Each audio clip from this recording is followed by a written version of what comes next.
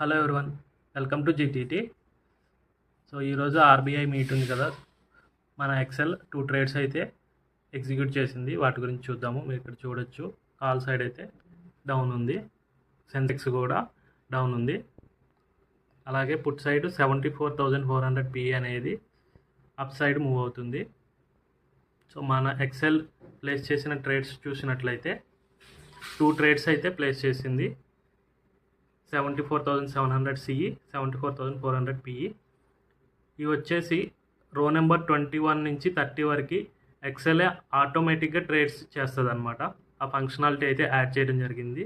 5th రో నుంచి 19th రో వరకు మనం మాన్యువల్గా ట్రేడింగ్ చేసుకోవచ్చు. 21 నుంచి ఏవైతే సింబల్స్ యాడ్ చేస్తామో ఆ సింబల్స్ ఒక చిన్న స్ట్రాటజీని యూజ్ చేసాము. ఆ స్ట్రాటజీని ప్లేస్ చేసుకొని ట్రేడ్స్ అయితే ఎగ్జిక్యూట్ చేస్తుంది. ఇక్కడ చూడొచ్చు మీరు, మనకి ఈరోజు వచ్చిన ప్రాఫిట్ వచ్చేసి 2,600 రూపీస్. 2 ట్రేడ్స్ అయితే ఎగ్జిక్యూట్ చేసింది.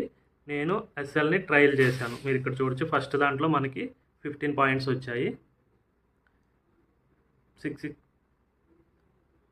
710 దగ్గర బై సైడ్ ఎగ్జిక్యూట్ అయింది. 725 ట్రయల్ ఎస్ఎల్ హిట్ అయింది. సెకండ్ ట్రేడ్ వచ్చేసి 560 పిఈ ఎగ్జిక్యూట్ చేసింది. 675 వచ్చేసి ట్రయల్ ఎస్ఎల్ హిట్ అయింది.